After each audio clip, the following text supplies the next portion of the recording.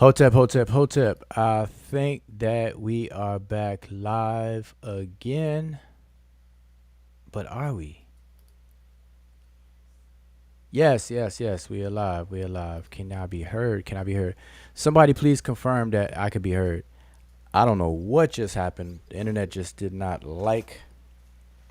Internet had a hiccup. So if anybody's still in the other well, let everybody know to come on over here. Whoever was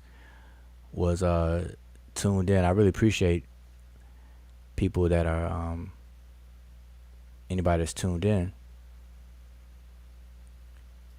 So yeah, that's crazy because I still have this comment up on the screen from the from the last session.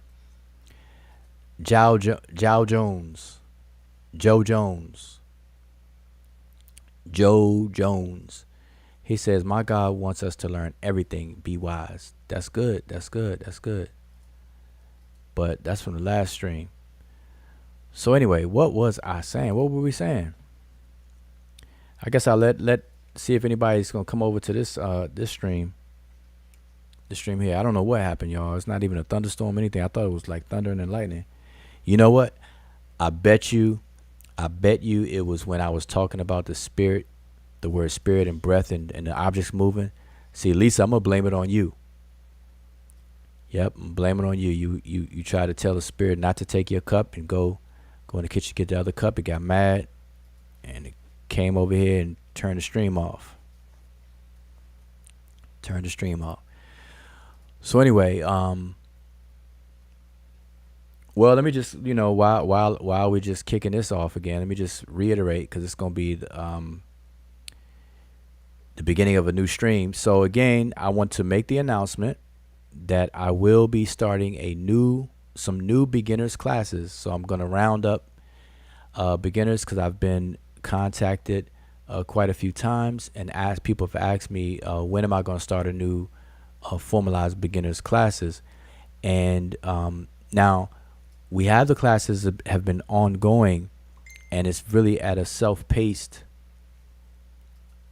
The method of the classes are how it functions is that you can register, you'll get the book in 2 to 3 business days, and then you can start the class at any time. But with these formalized beginners class groups is that I will have a weekly live session, 2 hour weekly live session lasting 12 weeks. We have 12 of them per group and 12 sessions is enough sessions to walk through the entire book, to explain things, to discuss things, ask questions, answer questions, and so on and so forth. And so I would usually say 12 weeks because we would meet once a week. But I have had some classes in the past where we squeezed in 2 weeks. 2 days per week. And obviously 2 days per week, that means that the course will run only 6 weeks. So in either 6 weeks time or 12 weeks time, you will be able to read simple inscriptions. All right. So I'm kicking those off again because right now this is the whole season and spirit of back to school. All the children are going back to school, or they've already started school, and so this is no different. So in the spirit of back to school, we're gonna create these beginner class groups. So go over to Sabre University. We had the links in the chat. Maybe Emika can repost these links. Matter of fact, let me post the panel link back in this chat right here. And by the way, if you don't know already, this we had an issue. Hold on, let me get this over here. There was an internet issue, I guess, and it just shut down the stream. It just shut down. So this is the second part of the stream. So we're just gonna continue the conversation, and I'm gonna pin the panel link. So yeah, if you want to jump on the panel, feel free. All right. But hopefully, MK will get those links back in the chat. It'll be documented in the chat here, and that's the links to the beginners class, the link to the simplified Sesh Medew Netcher book on Amazon, and what else? And I did post the download for that book I mentioned last night. Matter of fact, I will. I think I can go ahead and put that link back in. Let me see if I can grab that real quick. Yep, here it is. So I'm gonna post that link real quick. Now you have to register to the website. The registration to the website is free. All right, to be able to download this book. So feel free to go ahead and do that. But here's the link to the book that I had on the screen from last night. And the brother Donnie Williams, I'm not sure if you are in the chat, if you made it over to this one, but you definitely were one of the people that asked me about it. All right. So what was the conversation? What was it? I think it's late. I don't think people is gonna really make it over to this one since we had a disruption in the previous live stream. So any questions, anything you want to share, any what's the latest and greatest? What's the 411? I know Robert Rand, he had asked about the upcoming debate. Who do I predict is going to win? And my answer to him was, I think both brothers are going to lose, or both brothers are going to win. I mean, I don't see like a winner really out of this. And the only reason why I say that is because I just don't think that the conversation or the debate is framed up properly. The debate title, to my understanding, is "Was Christianity Stolen from Kemet?" And that seems like a real stretch, or forcing the issue, the event to happen, because I think everybody's already well acquainted with the elements of Christianity coming from multiple directions, and Egyptian influence world, some elements. And this is the thing. I think people are going to have the expectation of like some smoking guns. People are going to look for like absolutes and smoking guns because the word stolen is used. So they're going to be looking for like the Gospel of Matthew, some hidden verse in there where Matthew says, I'm stealing this from Egypt, or something, and I'm being kind of funny with that, but people are going to be looking for something concrete and definitive that I don't think that people will be able to provide. And so it's going to drop back down into the realm of influence. Did Egypt have any influence on the Roman Catholic Church and Christianity and stuff like that? I don't think anybody argues against that. I don't think anybody argues against that. And to my knowledge, I don't think Garfield, even though he's on the other side of the argument, I don't think he argues that. I think it only makes sense for Garfield to engage is because of the word stolen. Because of the word stolen. So, it's just going to be interesting. I just don't think it was framed up good. And then all the drama that comes with these things, man. This is a build up. You know what I mean? So it's drama comes with that. It's a whole bunch of baggage that comes with these things. So, I think it's missed opportunities here. So anyway, that's my take. And I don't say anything much else about the debate or the issues themselves. I'm gonna reserve all of that good stuff until after the debate, because I'm all about solutions. I'm all about conflict resolution, and I'll get straight to it. I'm gonna get straight to it. So I'm gonna wait for the debate to happen and be passed, and then we'll see.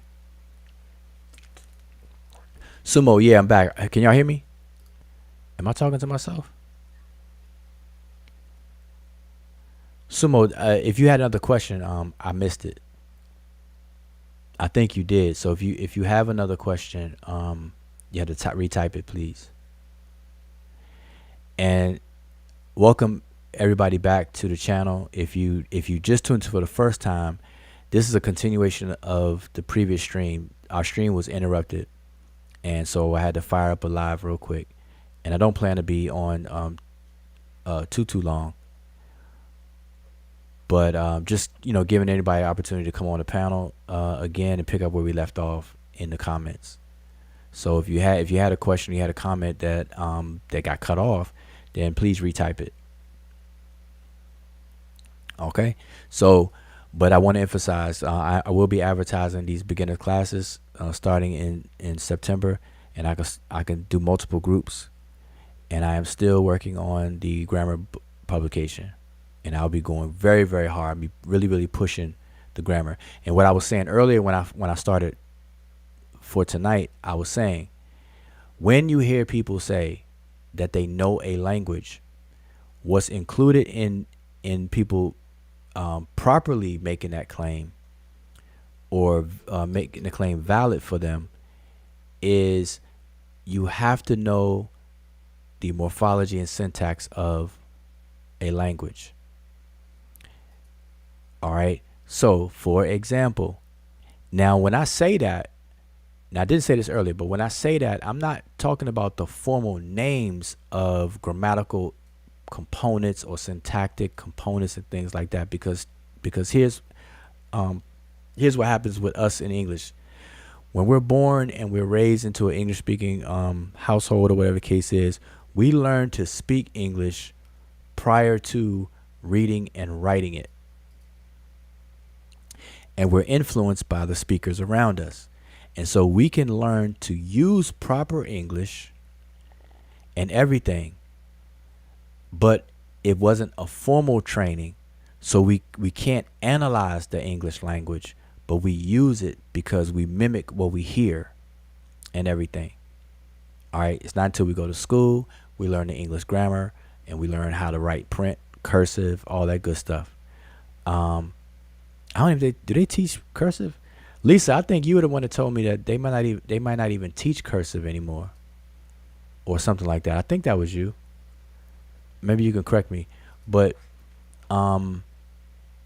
so to say you know a language is to really be able to analyze the grammar of a language.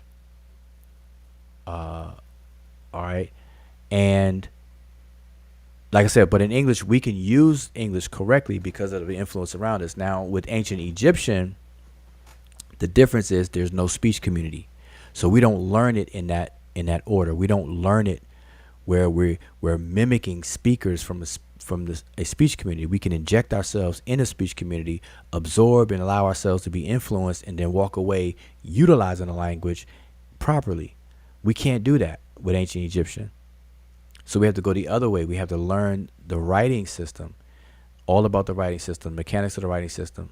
We have to be able to analyze that, deal with that, and then that gets us over to the language. And then in the language, because it's not spoken, we have to analyze it, deal with its grammar, which is its morphology and syntax. Okay, so that was just in a nutshell. All right. So, okay, Lisa says, yeah, some states went to the state court to bring back cursive being taught. Okay, yeah, I remember you saying that. Sumo, if you're there, yeah, if you had your question, okay, there it is, pop right up. My other question was, wouldn't it have been easy to perform a coup in ancient Egypt? Okay, yeah, I had started to address that, and I thought I answered that. So maybe that's when the breakup internet connection was bad. So just to reiterate what I was saying is the we would think that it would be easy to do a coup in ancient Egypt or in any similar situation, but that wasn't norm, and that wasn't the case because of the structure of the administration and the propaganda that was established around the institution of kingship in Egypt. Remember, the king was the embodiment of the god Heru, the deity Heru, who inherited the throne from Usir, who inherited the throne from Geb, etc., who inherited from Ra, etc., and everything that comes along with all of that stuff. the king being Sa-Ra, and so on and so forth, having the Nebti name, the Golden Heru name, the Heru name, um, and all of that. There's a lot that went into that to where it was understood within the environment of how they established these various different deities and everything, that the king was divine, the institution was a divine institution, and this, that, and the third. So it wasn't the case where coups happened. That's why it wasn't the norm. Now, it's not to say that certain things did not happen in its 3,000 plus years, but it wasn't the norm. No different than here in the United States. And I gave the example of the office of presidency here in the United States, where it's rare and an unfortunate thing that an assassination attempt has been made in the past on a few presidents. Ronald Reagan, John F. Kennedy, unfortunately, was assassinated, and things like that. But for the most part, nobody's just going to walk up into the White House in Washington, D.C. Nobody's just going to walk up in there. Nobody's just going to walk up on the president like you would a normal person. Not to say that it will never happen, but that's not the norm, because of the respect that people give to the person, the security, the what they call Secret Service, and all this and that, and the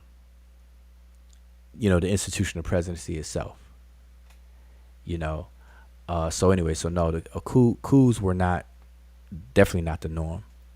But we would think it's kind of easy because you're like, okay, the king, such a vast area, square mileage. How do they maintain all that stuff? So that's what I'm saying. So I showed you the books earlier, and give me some time to get them up on Sabre University, and you'll be able to download them. All right. So hopefully that's that for you. Anybody else got anything?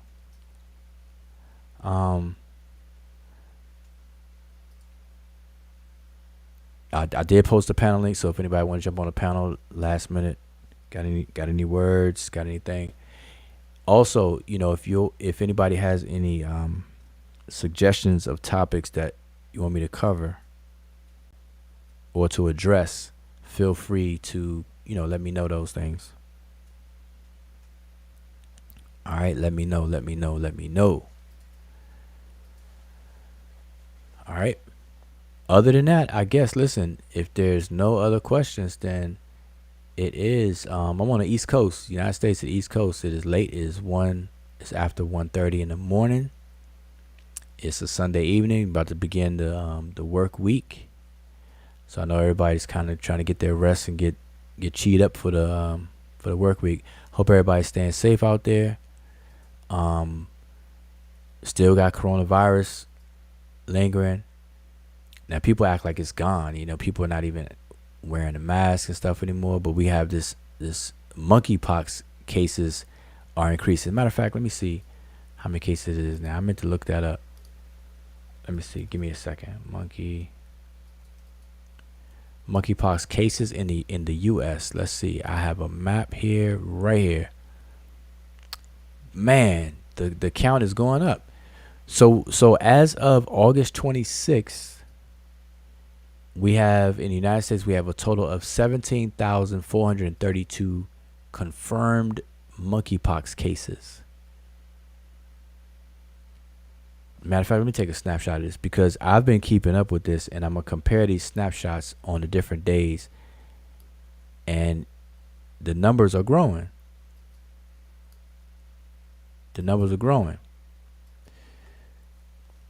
And you see the states. So we got the heavy amount is in California, Texas, Florida, Georgia, Illinois, New York. Those are the heaviest. Or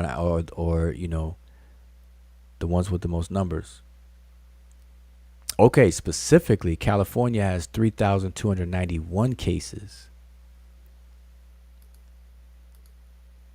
That's the highest. California has the most. New York is next, then Florida, then Texas.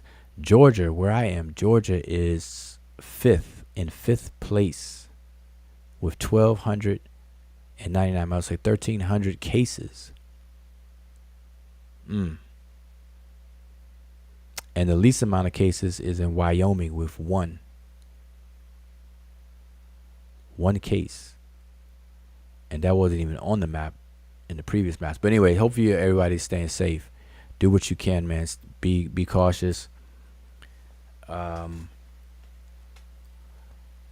you know, take care of yourself. Clean your hands. Wash your hands. Don't touch. Obviously. And what's crazy is I'm seeing videos of people that have a confirmed infection, and they're going out in public.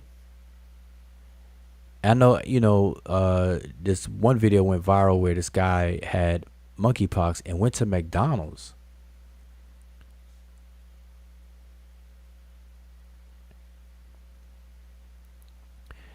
Lisa says, I heard it's a Bartman disease. What is that?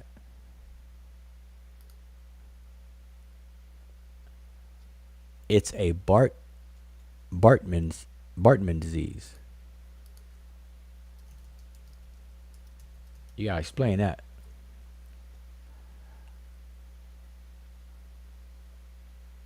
Bartman disease. I don't even see that. I'm trying to even look that up.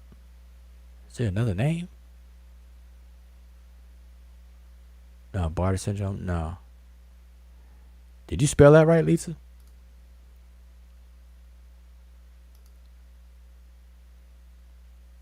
Yeah, you got. Oh, I'm saying Lisa. I'm sorry. That was Egyptomaniac in the house.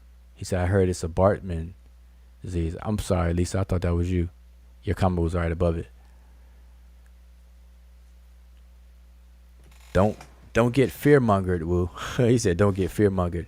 No, no, no, no, no. Listen, I can't stand fear mongering. So let me make sure that's clear. I can't stand fear mongering. I don't like it. I don't like it. Period. Full stop. I don't like fear mongering. So I don't get involved with it. I don't like it when it's done. I don't like to see other people do it. Numbers, I deal with stats. I deal with data. You know what I mean? And the ratios, rates, and stuff like that. So when it came to the coronavirus throughout the whole pandemic, I kept up with the numbers, saw the effects what it had on the in the communities and stuff like that. A lot of my family members are in the medical field, doctors. My brother and sister, they're doctors, and so on and so forth. Frontline in terms of what that's going on. So it's definitely not about fear mongering at all. I wish people didn't fear monger because I actually know people who try to leverage the fear monger and stuff and prey on people's ignorance and stuff like that. It's crazy. It's crazy. But monkeypox is not something that people would want. Monkeypox, see, here's the thing. With coronavirus, with the SARS-CoV-2 virus infection, you don't see the virus, but you actually still don't even see the results of it. It's internal, so it's a respiratory situation going on with SARS-CoV-2, and so it's not visible on the surface of your skin and stuff like that. Whereas monkeypox and chickenpox, the whole pox family, you get these lesions on your skin, so it's visible and they're all over. They can show up anywhere on your skin, and that's very visible. That's like in your face. And so people that get infected with monkeypox and they have an outbreak, they have a individual outbreak of these lesions. It becomes very overt and apparent, and so that has more impact on people. So people really treat that different.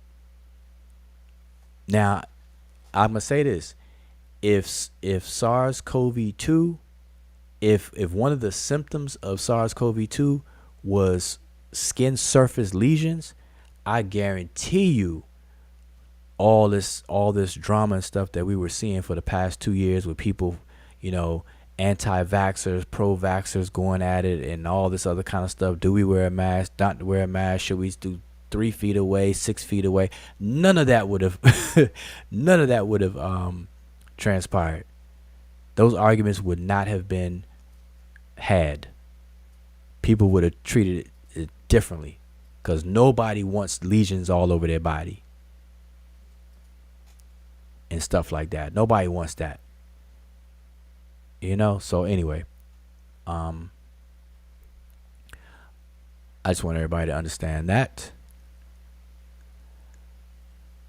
Yeah, so you said a good book is How to Lie with Statistics. I bet you that's a very good book. But here's the thing.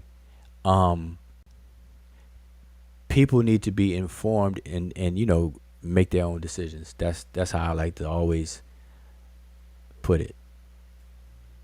Equip yourself with the information, put on your critical thinking cap, your discernment, and then make your informed decisions on whatever you do. Because I personally know people who have things to say until it happens to them. Okay? I know people who had a lot to say about SARS-CoV-2, COVID-19, what the government's saying, what the CDC, what Fauci is saying, what Fox News is saying, what at the time President Trump was saying, and this, that, and the third. They had a lot to say. Then all of a sudden, bloop, tested positive, knocked out, had to be bedridden in the whole nine, boy. Quickly changed their tune. Oh, the virus is not real. It's not going to do that. It's not going to do that. All of a sudden, bah. So anyway, people need to make their decisions. Joe Jones, let's see what's Joe Jones is saying. Joe Jones, passing yourself as an expert. I'm really doing it. Oh, can't cure himself. Oh, yeah, I'm not sure what conversation you having there, Joe Jones. I'm not following that. Passing yourself as an expert. That can't be to me, so I'm not following your conversation, because I haven't said anything that where I'm passing myself off as an expert. No, sir.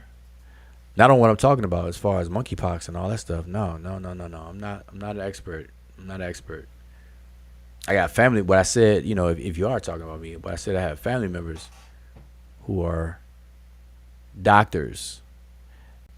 They don't just play doctors on YouTube. They're not the fake phony pseudo doctors out there. They're actual medical doctors. Work at Grady Hospital in Atlanta and Emory Hospital. Both. All right, so let's see. Last questions, y'all, because it's 1:47. I'm definitely gonna wrap this up. So here we go. And I really appreciate anybody tuned in. I know it's late, and I'll be popping up on these live streams. So I have this. Let me put this real big on the screen. I want y'all to help me spread the word about the beginners class, because people have showed interest in it. In the past, Trump did bring ASAP Rocky home, though he has had a child and a wife. Biden got Britney still stuck halfway across the world. Oh, okay. He's comparing the two presidents. Yeah.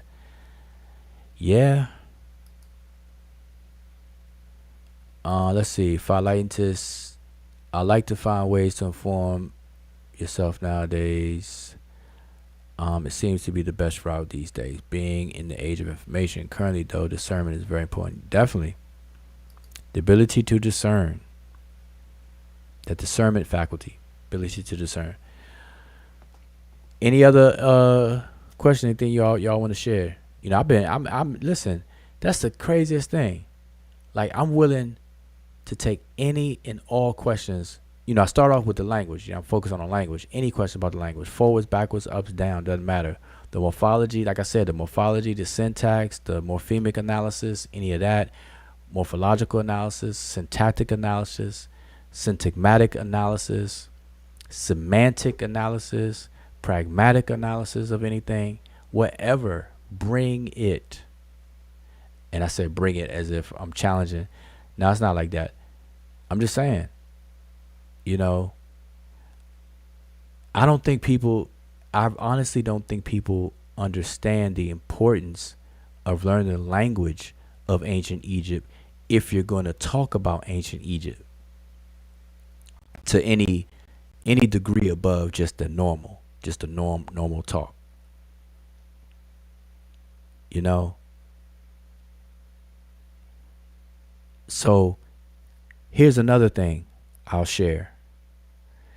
Um, and I say I've been saying this for years. I have it in the beginner's textbook as well. Language is the DNA of culture, and the reason why is because language records the speech communities for that language, their psychology, how they view the world, their worldview, the psychological processes, the mental processes that they have. It's recorded in their language. All languages are represent that for any given speech community or linguistic speech community.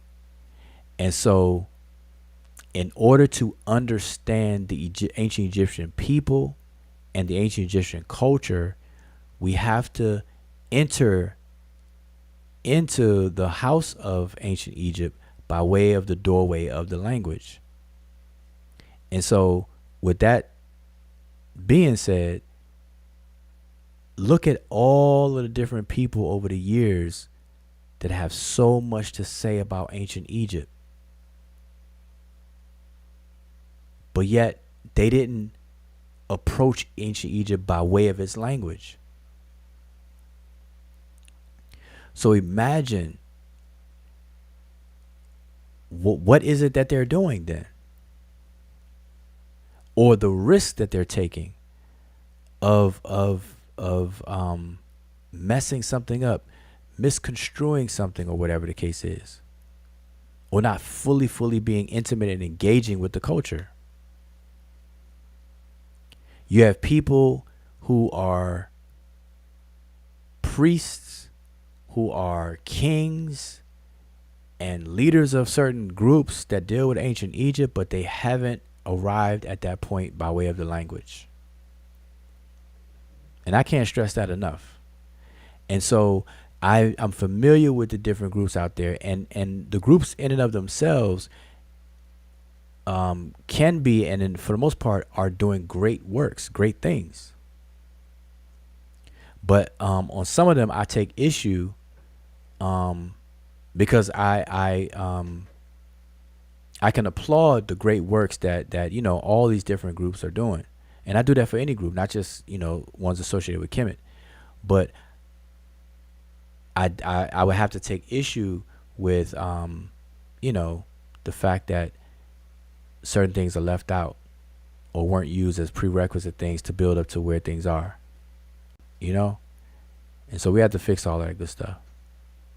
You can't start a ancient Egyptian organization and the language not be one of the main ingredients, foundational ingredients to get you there. That doesn't make sense. All right, so anyway, last two. So Lisa, is your grammar class still going? Right now, at the current moment, no, Lisa. But I'm going to kick that off again too.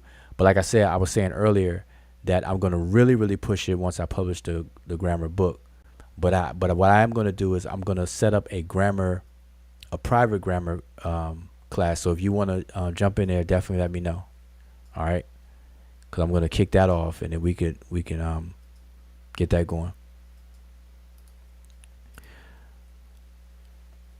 Sumo, the importance of learning the language is clearly seen because some of the streams like the one about being a virgin or not, and the word for virgin in Kemet, I think guys be wishing you participate.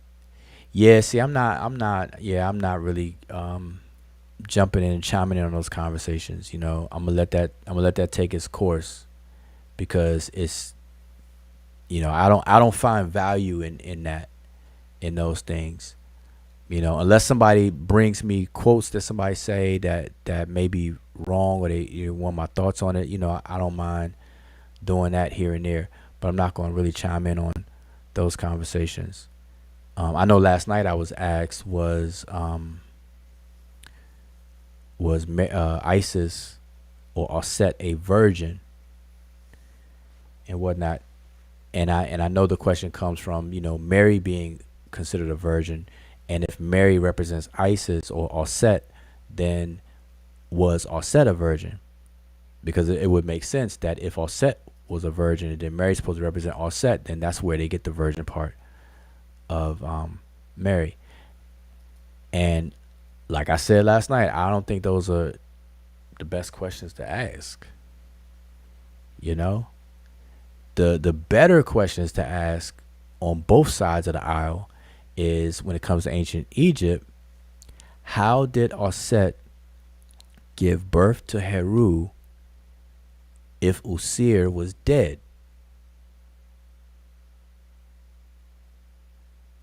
And his phallus was swallowed by a fish, and she created a fake one. So that alone, what I just said alone, takes it from any inclination of a literal story or a literal application or expression over into the realm of figurative expressions. Then the person's job is to find out the reality, to lift the veil of the figurativeness of it, the tropes, the metaphors, similes, and hyperboles, all the metaphoric expressions, all the figurative expressions, and try to figure out the reality behind it. What does it represent in reality? What is the message there? What is it trying to say? What is the intended reality behind all that stuff?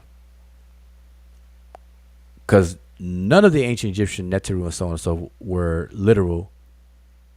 None of them. They weren't human. They weren't sentient human beings. So to argue over whether Osset was a virgin or not is kind of like, long as people understand that, okay, she's not a sentient human woman now. First of all, understand that. I can understand, somebody like we know, like, for example, let's name a character, Spider-Man. We know Spider-Man is not a real person, but people may argue something about Spider-Man, even though he's not real. You could argue, oh man, his webs was coming out of his hand, and then somebody else may argue about the web coming out of a bracelet on his wrist. No, his webs come out of the bracelet on his wrist. And somebody else say, his webs come out of the palm of his hand. That's where it really came out, palm of his hand, But see, when people do that, they understand they're arguing about a character that's not real, that's not literal. So I don't even know if people got to that point with Osset yet. And then there's Mary, same thing. People are arguing over this stuff as if these are real people. As if Jesus and everything that's associated with the character Jesus in the Bible is a literal, real thing. Walking on water, turning water to wine, feeding the multitude, and healing this with a spattle of mud and spit or whatever. The so-called miracles that were performed. So, I mean, anyway, but yeah, I hear you.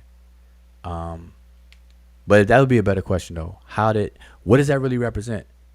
Osset conceiving a child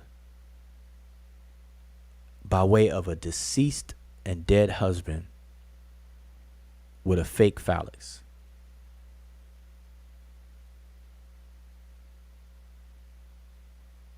I mean, that right there, just put a period and just look into that. Like, look at that. And then on the Mary side, on the Christian side, the better question is, okay, wait a minute now. Mary is a woman. She gives birth. She's supposed to be a virgin and have an immaculate conception. So she gives birth to a male child, supposedly without the help of another man. So based on our knowledge of biology and anatomy today, we know that women do not have a Y chromosome for to pass down to a child, to make the child a male. Remember, males have an XY sex chromosome pair. Females have an X and X. So Mary, being a female, does not have a Y to pass down. So where did Jesus get the Y chromosome from to be a male if there was no male involved? That's the better question. Was it Gabriel? Was it that angel that came to her? Because we do know that angels in the Bible, angels in the Old Testament, they show up as men, as physical men. They eat food. When they came and hung out with Abraham, Abraham fed them.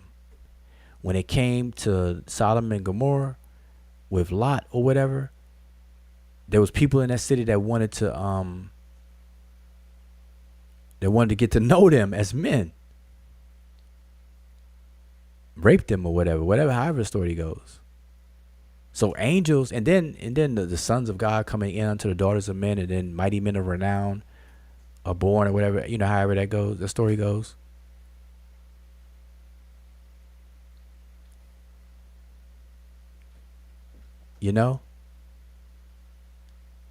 So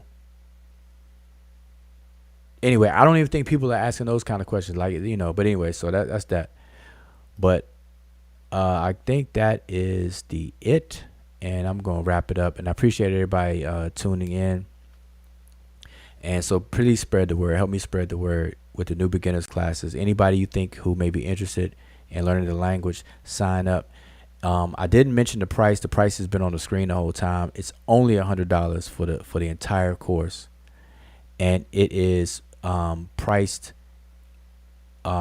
very, very reasonable. I've seen people charge for beginners classes $1,200, $1,000, $900, and so on and so forth. I've seen that. I can pull up websites where you pay. I think I seen one for $3,000, where you learn the language, you learn some yoga stuff, and I think it costs that much because it's like a retreat as well. You put on your onesies and your ballerina outfit, you learn the yoga, you get a yoga mat, you learn the language, you learn some chakras, some meditation and stuff like that. $3,200. Anyway, only $100.